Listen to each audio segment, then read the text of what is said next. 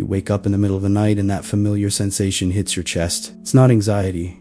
Not exactly. It's something deeper, more isolating. You look around and realize that everyone seems to be living in a version of reality you simply can't access anymore. They're excited about things that feel hollow to you. They believe in narratives that you see right through. And the worst part, you can't unsee what you've seen. You can't go back to the comfortable illusions that once made life bearable. There's this suffocating loneliness that comes from seeing the mechanisms behind everything. The patterns, the self-deceptions, the collective delusions that everyone else takes as absolute truth. You sit at dinner with friends, at work meetings, at family gatherings, and you feel like you're watching a play where everyone knows their lines except you. They talk about their dreams, their plans, their beliefs with such certainty, such innocence, and you want to connect.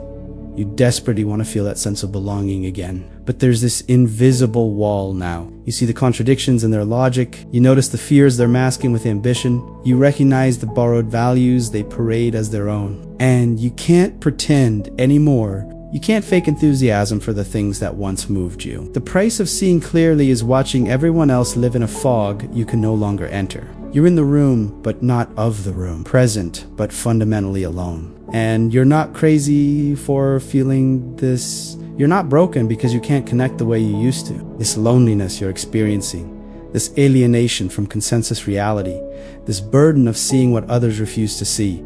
It's not a flaw in your character. It's the natural consequence of intellectual and spiritual awakening. Thousands of people right now are sitting in that same uncomfortable space between the comfortable lie and the liberating truth. This isolation has a name, it has a history, and most importantly, it has a purpose. What few people know is that Nietzsche spent his entire life studying this exact phenomenon, not as some abstract philosophical puzzle, but as a lived reality he endured daily. He called it the loneliness of the free spirit, the unbearable solitude of those who have broken free from the herd's consensus but haven't yet found their people. Nietzsche didn't just theorize about this pain. He lived it in the most intense way possible. Isolated in Swiss mountains, rejected by his peers, misunderstood by nearly everyone, seeing with terrifying clarity what others couldn't or wouldn't see. Today I'm going to show you exactly what Nietzsche discovered about why seeing the world as it truly is creates this specific kind of loneliness, and more importantly, how to transform this isolation from a curse into the very foundation of your authentic power. By the end of this video, you'll understand not just why you feel so alone in your clarity, but you'll have the precise map Nietzsche left for navigating this loneliness without either retreating back into comfortable delusion or drowning in bitter isolation. And most importantly, you'll discover that this painful clarity that seems to separate you from everyone might be exactly the doorway to a different kind of connection, a deeper kind of community, one that Nietzsche called the brotherhood of exceptional spirits. Stay with me, because what I'm about to reveal will change how you see your loneliness forever. Consider the case of Nietzsche himself in the year 1879. He was 34 years old, already forced to resign from his professorship at the University of Basel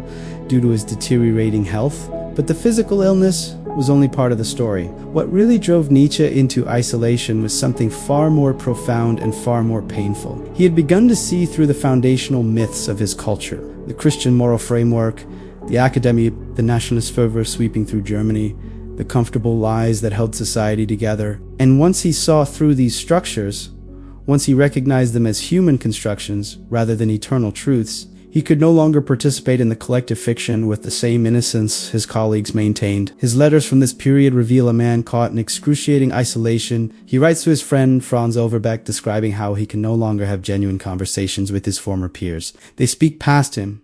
He writes, because they inhabit a world of certainties he has already deconstructed. They build their careers on premises he has exposed as hollow. They derive meaning from narratives he has traced back to their all-too-human origins. The loneliness wasn't just about being physically alone. It was about the unbridgeable gap between his perception of reality and the collective hallucination everyone else called truth. What Nietzsche discovered during these years of isolation became one of his most important and least understood insights. The loneliness of clear sight is not a bug in the system of awakening. It is the system itself. It is the necessary price of intellectual and spiritual freedom. In Human, All Too Human, written during this period of intense isolation, Nietzsche describes what he calls the wanderer, the person who has left the security of the herd but hasn't yet found a new home. This wanderer, Nietzsche writes, will necessarily experience profound loneliness because they have abandoned the shared illusions that create social cohesion, but haven't yet created the inner strength to stand alone without resentment. But here's where Nietzsche's insight becomes truly disturbing and truly liberating at the same time.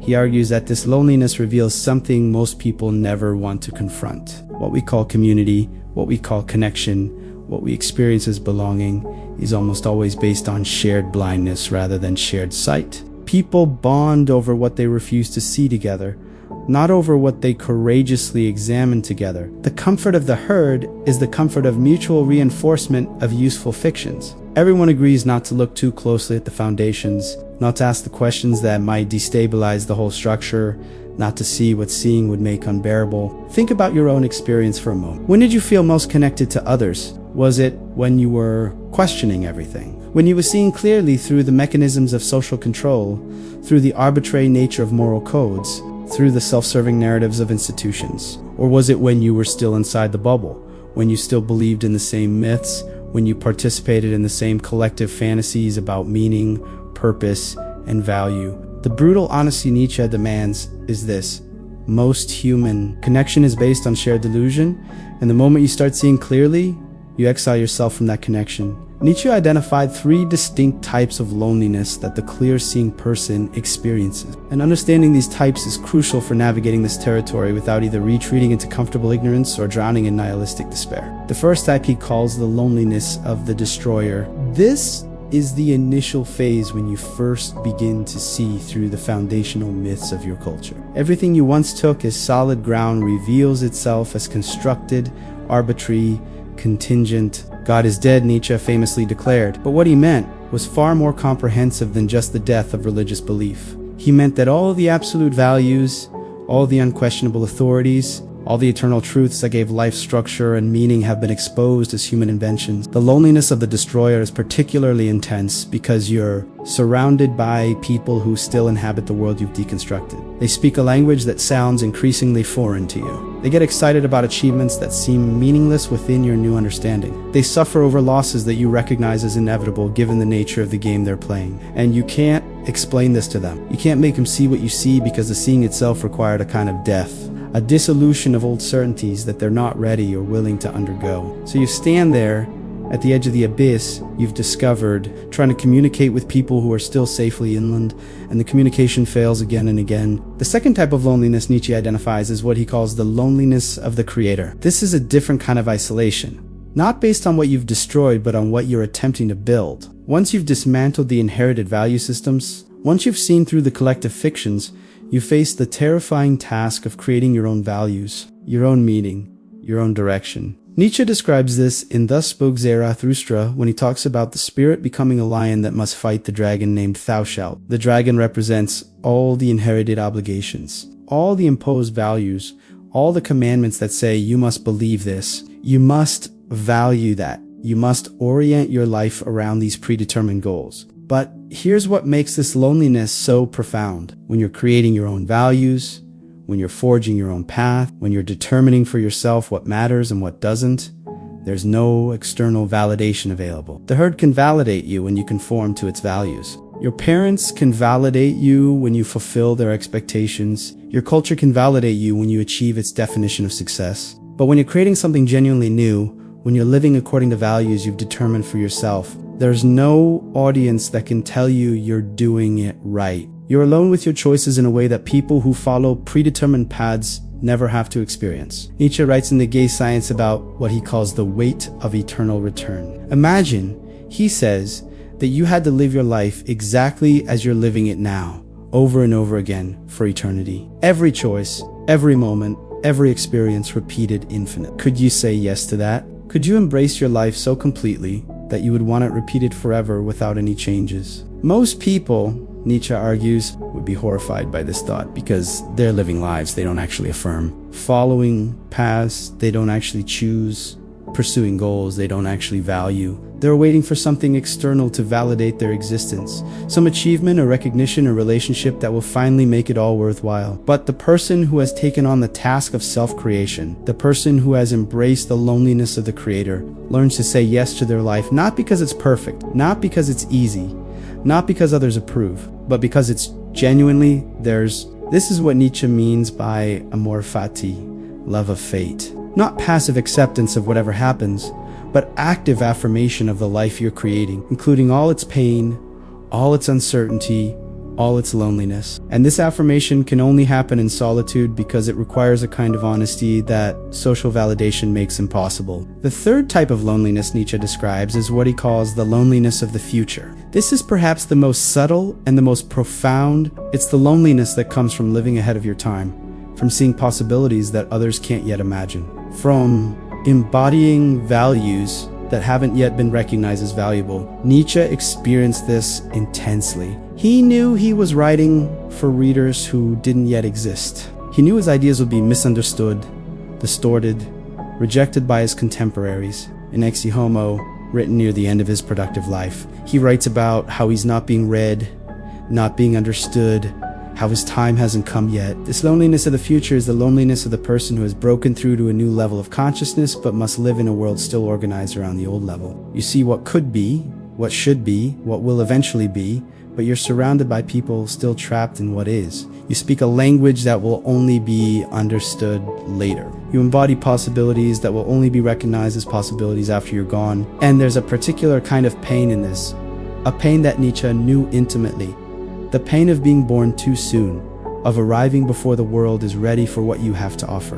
Now here's where we need to pause and recognize something crucial. Because what I've just described might sound noble, might sound like the burden of the gifted, might sound like something to aspire to, but Nietzsche was absolutely clear about the dangers inherent in this kind of loneliness, and ignoring these dangers leads to some of the worst distortions of human potential. Danger number one is what Nietzsche calls resentment, and this might be the most insidious trap of all. Resentment is the psychic poison that accumulates when you use your clear sight, not for creation, but for judgment. It happens when your loneliness curdles into superiority, when your ability to see through illusions becomes a weapon you use to feel better than others, when your isolation becomes proof of your exceptional nature rather than simply a stage in your development. You start to need others to be blind so you can feel special for seeing. You start to need the herd to remain trapped so you can feel elevated by your freedom. You start to derive your sense of value not from what you create, but from what you've escaped. Nietzsche observed this pattern in many intellectuals and artists of his time. People who had genuinely broken free from conventional thinking but then became trapped in a different kind of prison, the prison of contempt for those still inside the conventional frameworks. These people, Nietzsche writes,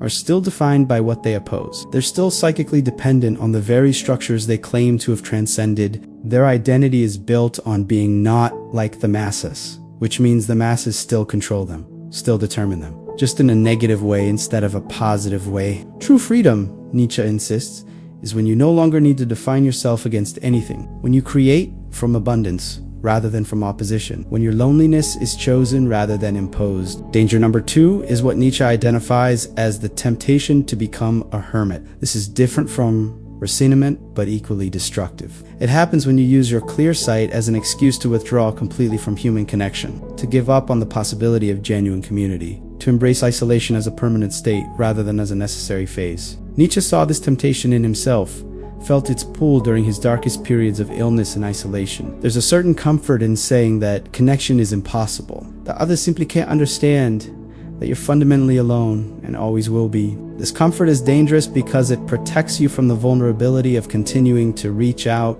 continuing to seek, continuing to believe that deeper forms of connection might be possible. In Thus Spoke Zarathustra, Nietzsche warns against what he calls the despisers of the body and the despisers of life. These are people who, having seen through the illusions of conventional meaning, conclude that life itself is meaningless, that the body is a prison. That existence is suffering to be endured rather than embraced. The hermit uses their clear sight to justify withdrawal, uses their loneliness to justify giving up, uses their alienation from the herd to justify alienation from life itself. But this, Nietzsche argues, is a betrayal of the very clarity that created the loneliness in the first place.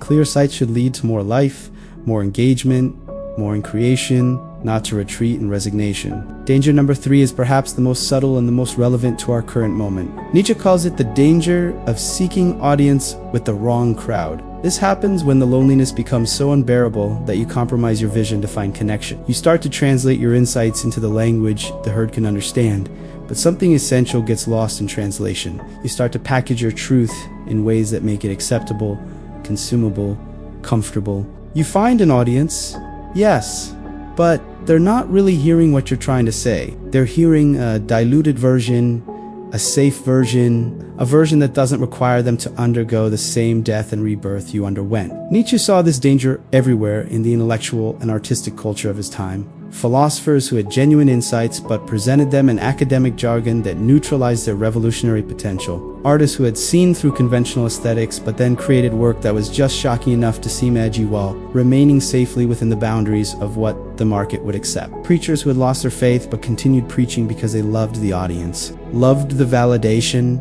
loved the sense of importance that came from having followers, even if those followers were following a message the preacher no longer believed. The danger here is not just that you compromise your truth, although that's bad enough. The danger is that you start to lose touch with the truth itself. You start to believe your own diluted version. You start to forget what you actually saw in those moments of clearest sight. Your loneliness gets resolved, but only by giving up the very thing that made you lonely in the first place. You rejoin the herd. But now you're wearing the costume of the rebel, the outsider, the truth teller, which makes it even harder to recognize that you've compromised. Danger number 4 is what Nietzsche identifies as the madness of isolation. This is the flip side of the hermit danger, where the hermit withdraws and gives up. The isolated madman continues to develop their vision, but loses all contact with shared reality, all ability to communicate, all grounding in the world others inhabit. Nietzsche himself feared this danger intensely because he saw how close he came to it, saw how his isolation was pushing him toward a kind of thinking that was so individualized, so personal, so unmoored from common reference points that it risked becoming incomprehensible. The madness of isolation happens when your clear sight becomes so singular, so uncompromising, so extreme that you lose the ability to build bridges back to others. You're not wrong, necessarily. Your insights might be perfectly valid, but you've gone so far into your own vision, so deep into your own seeing, that you can no longer remember the language of those who don't see what you see. You become like Nietzsche's Zarathustra, descending from the mountain after 10 years of solitude, trying to speak to the people in the marketplace, and discovering that they literally cannot understand what he's saying, not because he's wrong, but because he's speaking from a place so foreign to their experience that no translation is possible. I know what I just said might have touched deep, and I want you to stop for a second and feel if this resonates with you. Have you experienced this loneliness of seeing what others don't see? Do you recognize this feeling of being in the room but not of the room, surrounded by people but fundamentally alone because of what you understand about reality that they don't? If yes, you're not alone in this. I know exactly what it's like to carry this awareness in silence, to wonder if you're crazy for seeing what you see, to feel that unbridgeable gap between your perception and everyone else's consensus. It's not weakness to feel this. It's the natural consequence of intellectual courage. If you identify with this, leave a comment saying,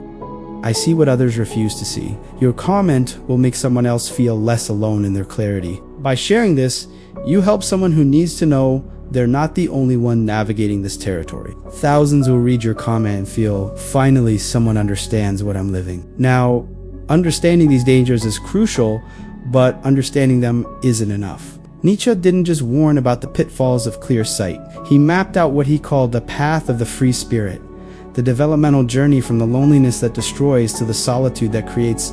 This path has distinct phases, and recognizing which phase you're in makes all the difference between drowning in isolation and using it as fuel for transformation. Phase 1 Nietzsche calls the Great Liberation. This is when the chains first fall away, when you first see through the inherited values, the imposed meanings, the collective illusions you've been living inside. This phase feels exhilarating and terrifying at the same time. There's a sense of freedom, of possibility, of finally being able to breathe, but there's also a sense of vertigo, of groundlessness, of having lost all your reference points. Nietzsche describes this in The Gay Science as the moment when the horizon seems to have been wiped away, when you've drunk the sea and feel both liberated and lost at the same time. In this first phase, the loneliness is sharp and acute. You've just left the warmth of the herd, and you're not yet comfortable in your solitude. You still want to go back. You still hope that somehow you can explain to others what you've seen and they'll understand and you'll all be together again in a new way. But this rarely happens. The people you left behind are still inside the structures you've seen through, and from inside those structures. What you're saying sounds crazy, dangerous, ungrateful. They don't understand that you haven't rejected them. You've just seen something they haven't seen yet. And once you see it, you can't pretend you haven't. Phase 2 is what Nietzsche calls the desert of the spirit. This is where most people get stuck, and this is where the dangers I described earlier become most acute. The initial excitement of liberation is worn off, and you're left in a kind of wasteland. You've destroyed the old values but haven't created new ones. You've left the old community but haven't found a new one. You've rejected the old meanings but haven't generated new meaning. And the loneliness in this phase is crushing because it seems endless. Seems like this is just how it's going to be forever. Nietzsche knew this desert intimately. He spent years there, wandering from pension to pension across Switzerland and Italy, sick, alone, writing books that nobody read, letters that often went unanswered. In his notebooks from this period, you can feel the desperation, the temptation to give up, to retreat, to make peace with the herd, even though he knew he could never actually go back. This is the phase where resentment grows, where the hermit temptation intensifies, where madness becomes a real possibility. And there's no shortcut through this desert. You can't think your way out of it or read your way out of it or will your way out of it. You have to live through it, endure it, allow it to transform you. But here's what Nietzsche discovered about this phase. And this is crucial for anyone currently trapped in it. The desert is not punishment for your clear sight. The desert is preparation. What feels like meaningless suffering is actually the dissolution of your old self. The old patterns, the old dependencies, the old ways of deriving value from external sources. You're being emptied out so something new can be born. The loneliness is burning away everything in you that still needs the herd's approval. The culture's validation, the inherited frameworks, confirmation. What remains after this burning? What survives this desert is something that Nietzsche calls the sovereign individual, the person who can create their own values because they're no longer defined by any external authority. Phase 3 is what Nietzsche calls the return with gifts. This is when the loneliness transforms from burden into resource, from curse into blessing. You emerge from the desert not with answers for others, not with a new system to replace the old system, but with something more subtle and more powerful. You emerge with the capacity to stand alone without resentment, to see clearly without contempt, to create freely without needing validation. And paradoxically, this is when genuine connection becomes possible again. But it's a completely different kind of connection than what you left behind in the herd. Nietzsche describes this in Zarathustra when his protagonist finally returns from the mountain, not to preach to the masses in the marketplace, but to find what he calls his higher men. The few individuals who have also undergone the journey through loneliness and emerged transformed. These are not followers, they're not disciples. They're companions, fellow creators, people who understand the loneliness of clear sight because they've lived it too. The connection between these people is not based on shared illusions, but on shared courage. Not on agreeing about what's true, but on respecting each other's struggle to determine truth for themselves. This is what Nietzsche means when he talks about the order of rank and the pathos of distance. These phrases have been misunderstood and misused, interpreted as elitism or hierarchy. But what Nietzsche actually meant was something more subtle. He meant that people exist at different levels of consciousness, different stages of development, different degrees of clarity, and that genuine connection can only happen between people at similar levels. Not because higher is better in some absolute sense, but because communication requires shared reference points, shared experience, shared language. The person who is seen through the illusions can't have the same kind of relationship with someone still inside the illusions that they can have with someone who has also seen through them. This isn't superiority,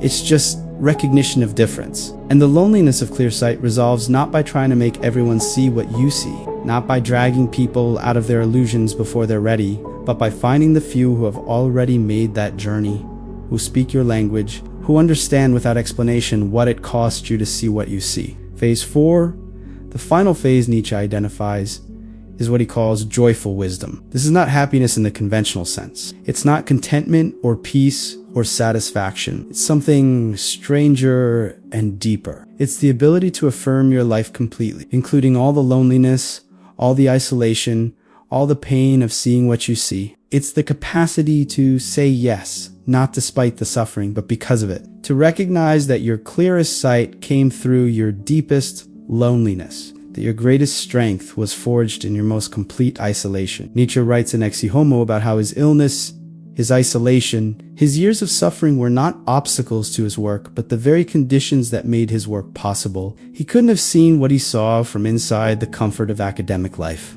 the security of social approval, the warmth of conventional community. The loneliness was not something that happened to him in spite of his clear sight. The loneliness was the instrument that refined his sight, sharpened it, made it capable of penetrating layers of illusion that comfort would have left intact. This is the transformation that makes the whole journey worthwhile. When you reach this phase, the loneliness doesn't disappear. You don't suddenly find yourself surrounded by people who understand you completely. You don't rejoin the herd or find a new herd that's somehow better than the old one. Instead, something more profound happens. You stop experiencing your solitude as loneliness. You stop measuring your life against the standard of connection you once knew in the herd. You stop waiting for external validation to confirm that your seeing was worth the price you paid for it. Instead, you develop what Nietzsche calls the gift-giving virtue. You create from overflow rather than from lack. You offer your insights not because you need others to accept them, but because you have so much clarity that it naturally wants to express itself. You speak your truth not to convince anyone, but because remaining silent would be a betrayal of what you've seen. And paradoxically, this is when your words finally start to reach people.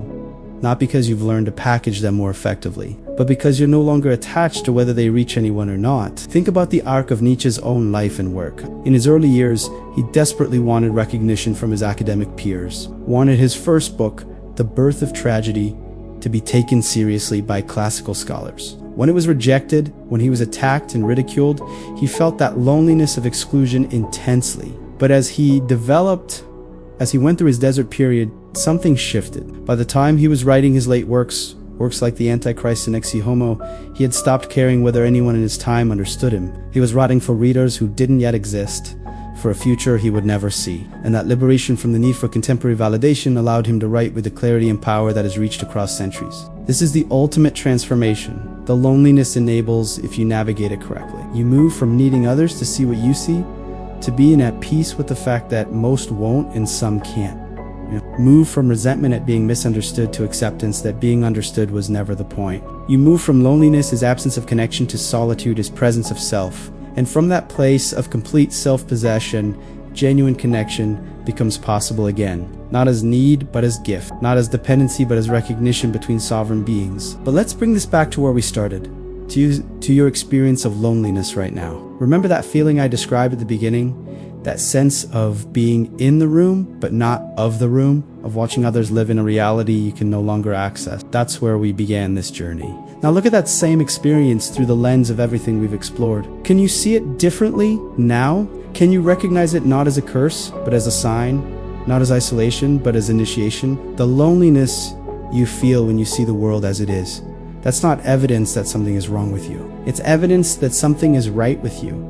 That you've refused the comfort of useful fictions, that you've chosen truth over belonging, clarity over consensus. Every moment you spend in that loneliness, if you navigate it without falling into the dangers Nietzsche warned about, is a moment you're becoming more yourself, more sovereign, more capable of the kind of creation that can only come from someone who has stood completely alone and survived it. And here's what Nietzsche would want you to understand above all else. The goal is not to eliminate the loneliness. The goal is not to find enough people who see what you see, that you never feel alone again. The goal is to transform your relationship to solitude itself, to stop experiencing it as loneliness and start experiencing it as freedom, as space, as the necessary condition for genuine creation. When you achieve that transformation, you'll discover something remarkable. The people you need will appear, not because you went looking for them, not because you compromised your vision to make it more palatable, but because you became so fully yourself that you started to emit a signal only certain others can receive. Nietzsche called these people your kin, your fellow seekers, your companions in the heights. They won't be many, they might be very few, but the connection you'll have with them will be qualitatively different from anything you experienced in the herd. It will be based on mutual recognition of what it takes to stand alone, mutual respect for each other's journey through loneliness, mutual understanding of what you've each had to sacrifice to see clearly. And that kind of connection, rare as it is worth more than 1,000 superficial connections based on shared blindness. So if you're in the loneliness right now, if you're feeling that isolation of clear sight, let me tell you what Nietzsche would say to you across the decades. This is not failure. This is not punishment. This is the path. You're exactly where you need to be. The loneliness you feel is the price of your freedom. And more than that, it's the forge in which your truest self is being shaped. Don't run from it. Don't try to resolve it by going back to comfortable illusions. Don't let it curdle into resentment or collapse into hermitage. Stand in it. Let it burn away everything that isn't essentially you. Let it teach you to derive your value from internal sources rather than external validation. And know this: Nietzsche endured years of the most complete loneliness imaginable. Years when nobody understood his work, when he was physically ill and socially isolated, when he had every reason to give up or go mad. But he kept writing, kept creating, kept refining his vision. And now, more than a century after his death, millions of people read his words and recognize themselves in his struggle, find guidance in his insights, draw strength from his example. The loneliness that seemed like his defeat turned out to be the very thing that made his victory possible. Your loneliness might feel like the end of something right now, but from Nietzsche's perspective, it's the beginning. It's the sign that you're finally ready to become who you actually are rather than who you were conditioned to be. It's the indication that you're entering the territory where genuine transformation becomes possible. And every person who has ever created something truly original, every thinker who has ever seen something others couldn't see, every artist who has ever expressed something genuinely new has had to walk through this same fire of isolation. You're not alone in your aloneness. Across time and space, there are others who have felt what you feel, who have seen what you see, who have paid the same price for their clarity.